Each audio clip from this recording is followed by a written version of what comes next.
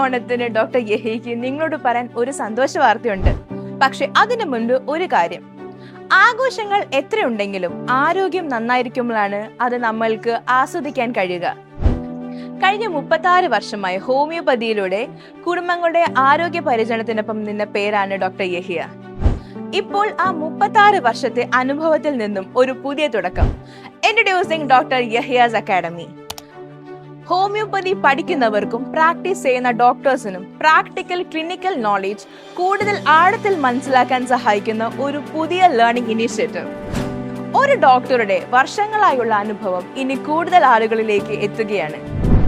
ഈ ഓണം ആരോഗ്യത്തിനും പുതിയ അറിവിനും പുതിയ തുടക്കങ്ങൾക്കും വഴിയാകട്ടെ. ഡോക്ടർ യഹിയാസ് കെയറിന്റെ ഹൃദയം നിറഞ്ഞ ഓണാശംസകൾ.